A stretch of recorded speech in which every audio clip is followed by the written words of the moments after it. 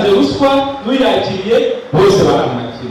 Mu murenge wa Kigarama mu karere ka Kicukiro niho ku rwego rw'umujyi wa Kigali hatangirijwe ku mugaragaro icyumweru cyahariwe kurwanya ruswa. Abaturage basobanurirwa icyo ruswa ari cyo, amoko yayo ndetse n'ibihano bihabwa uwayitanze n'uwayihawe. Umwe mu baturage batanze ibitekerezo yagaragaje ko hari igihe ruswa itangwa bitewe no gusiragizwa kuri serivisi bari bemerewe, ndetse kuri bagasanga uwitegeko ritari rikwiye kumuhana. Niwe ndayitanze ufite akababaro k'ibintu nshaka bona babinyemye banzungagije bangije mukaduhana kimwe. Numva iryo tegeko bari bakwiye gushaka ukuntu wahawe ruswa ariwe yarakwiye guhana byibura we bakakwinganiza.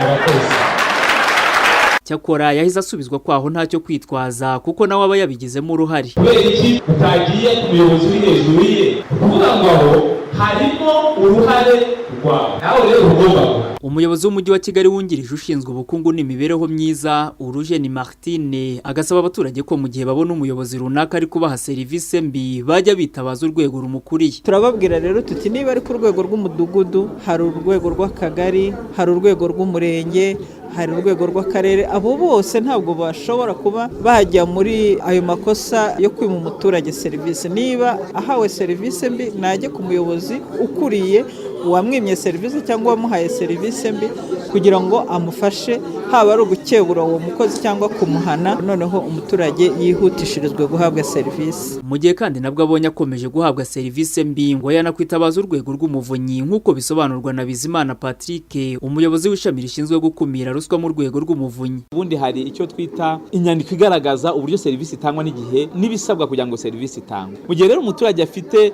ibisabwa byose kugira ngo ahabwe serivisi akabona birimo biratinza, tumusaba yuko abanza akabwira umuyobozi uri hejuru y'uwo nguwo urimo utanga serivisi. Mu gihe naho abona yuko nta kintu kirimo kirakorwa kugira ngo abone iyo serivisi, tumusaba yuko yabwira urwego rw'umuvunyi icyo kibazo afite, twaba twamufasha kugira ngo abe yakibona nk'uko amategeko abisaba.